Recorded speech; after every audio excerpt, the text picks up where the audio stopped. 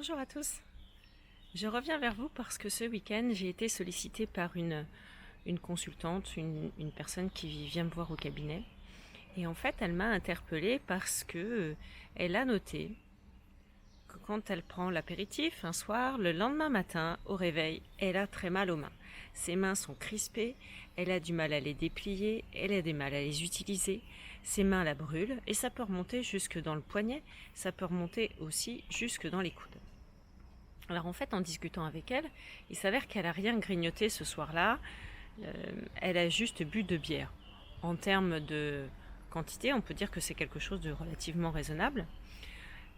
Et donc du coup, j'ai attiré son attention surtout sur le fait que l'alcool, le sucre contenu dans la bière potentialise les effets du stress. Je vous ai fait une vidéo autour du stress en vous disant qu'en ce moment, en cette période de confinement, le fait de subir effectivement, je mets des guillemets, l'enfermement, de respecter les consignes, de préserver nos amis, les personnes que l'on aime par rapport à ce virus, eh bien, en fait, on reste chez nous et nous sommes obligés de faire du télétravail, nous sommes obligés de gérer peut-être les devoirs scolaires des enfants et ça ajoute plein de contraintes et surtout, ça nous retire notre liberté dans le sens où on peut plus aller faire du sport, on peut plus aller marcher, on peut plus aller faire les magasins, on peut plus aller voir nos parents, nos amis et donc du coup, il y a un effet booster au niveau du stress.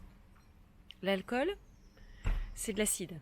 Ça contient aussi du sucre. Et dans cette vidéo-là, je vous avais expliqué qu'en fait, quand le sucre n'est pas utilisé par le corps pour faire de l'énergie, pour qu'il se mette en mouvement ou avoir une activité physique et cérébrale très importante, eh bien le sucre va être stocké. Il peut être stocké effectivement dans notre foie, dans les cellules musculaires. Et sinon, ça peut provoquer de l'acidité pour ceux qui, normalement, éliminent à travers le sport, éliminent à travers un sauna, éliminent à travers une activité physique. Et donc, du coup, là, ça peut rester stocké, notamment dans les articulations. Et là, en l'occurrence, chez cette personne-là, ce sont dans ses mains, c'est son point faible. Alors, effectivement, il y a l'histoire de l'alcool. Mais dans une bière, il n'y a pas que l'alcool. Est-ce que vous savez que dans la bière, il y a du gluten? Elle est faite à partir de céréales, de malt ou d'orge, et donc ce sont des céréales qui contiennent du gluten. Alors ce que je lui ai proposé, même si elle adore la bière, c'est en fait d'essayer la prochaine fois un autre apéritif et de voir ce que ça peut donner. Elle me dit oui, mais bon Sandrine, en ce moment, là ça a été accentué le fait de prendre de bière samedi soir, mais ça me le fait quand même régulièrement. J'ai remarqué aussi quand je suis en période de stress qu'il y a des pics. Alors en fait, le gluten du coup a attiré encore un petit peu plus notre attention. Ce que j'ai fait, c'est que je lui ai proposé, et elle est tout à fait d'accord, c'est de limiter, voire de réduire à néant sa consommation de gluten pendant 7 à 10 jours. Donc ça veut dire quoi? Ça veut dire qu'elle retire farine de blé, farine d'épeautre, de petit épeautre. Elle va conserver des farines de riz, des farines de sarrasin, farine de maïs. Ou alors, je lui ai même dit, en ce moment il y a quand même des fruits et des légumes. À ce compte-là, on retire totalement les farines pendant 10 jours. Donc ça veut dire pas de gâteau, pas de pizza, pas de pâtes, pas de pain. Et ça veut dire aussi pas de céréales le matin au petit déjeuner, donc d'apprendre à consommer différemment pour voir si effectivement le corps élimine l'acidité, si elle a moins mal à ses articulations. Et en plus, c'est une personne qui se plaint aussi c'est une femme, elle se plaint d'avoir du ventre et dans certaines périodes d'avoir un peu plus de ventre. Donc on peut parler du cycle menstruel, mais on peut parler aussi de surconsommation. Par exemple, de gluten, elle me dit effectivement en ce moment, j'ai vite fait le midi de manger une demi-baguette de pain. Et à ce compte-là, on peut gonfler. Quels sont les autres symptômes d'une intolérance au gluten? Ça peut provoquer de la fatigue.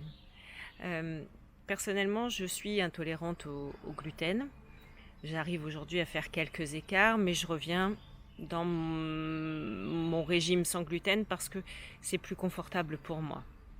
En fait, je vais vous parler surtout de mon expérience. J'avais mon cerveau qui, pendant les périodes où j'avais des gros pics d'intolérance au gluten, se mettait en route par exemple à 15 heures.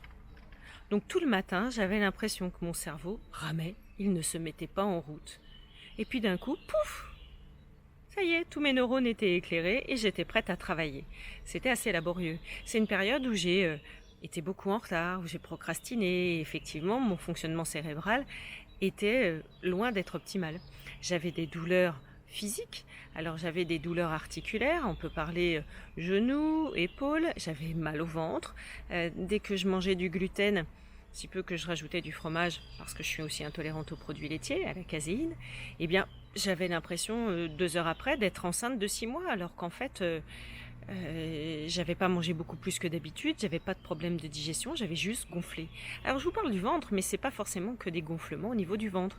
Personnellement, si je mettais un t-shirt, manche longue, et qu'il était à peine ajusté le matin, il se pouvait que l'après-midi, pouf, mais mon corps avait gonflé et que je m'en sentais à l'étroit dans mes habits. Dans mes habits, mais aussi dans mon corps. Ça avait provoqué des problèmes de circulation du sang. Ça peut provoquer aussi des problèmes neurologiques. Parce qu'en fait, qu'est-ce qui se passe ? Il se passe que quand on est intolérant à un produit, eh bien, il ne reste pas dans le tube digestif pour être évacué dans les selles, mais il va avoir l'occasion de quitter le tube digestif par l'intermédiaire des jonctions serrées et d'aller circuler n'importe où dans le corps. Donc s'il va se fixer, ce fameux gluten, sur en fait mon articulation du coude, je vais avoir mal au coude parce que c'est pas normal d'avoir une molécule de gluten sur l'articulation du coude. Si par contre ça va jusque sur le nerf optique, ça peut provoquer des problèmes oculaires. Si cette molécule va sur le nerf auditif, ça peut provoquer des problèmes d'audition. Ça peut provoquer des problèmes neurofonctionnels parce qu'effectivement, la barrière du tube digestif au niveau de la muqueuse est constituée avec des mêmes éléments au niveau de la barrière hémato-encéphalique, de la BHE. Et donc, du coup, si vous avez des molécules de gluten qui restent circulantes au lieu d'être éliminées dans le flux sanguin ou le circuit lymphatique, que ce soit corps ou cerveau, eh bien, il y a des dysfonctionnements qui... J'attire votre attention là-dessus. Vous pouvez aller voir votre médecin, vous pouvez faire tous les examens du monde, mais une molécule de gluten ne se verra pas à une radio, ni non plus à une cœlioscopie, je cherche le mot, pardon, comme pour les femmes, à une échographie. Voilà. Donc en fait, on va vous renvoyer chez vous en disant, monsieur, madame, vous n'avez rien du tout. Et c'est comme ça que vous pouvez vivre une errance médicale pendant plusieurs semaines, mois, années, en disant je ne sais pas ce qui se passe dans mon corps. Donc si toutefois vous avez un doute, peut-être que le gluten est effectivement source de votre intolérance, source de dysfonctionnement. Je vous laisse me mettre des petits commentaires en dessous de cette vidéo pour me dire si effectivement vous avez repéré ce genre de symptômes chez vous.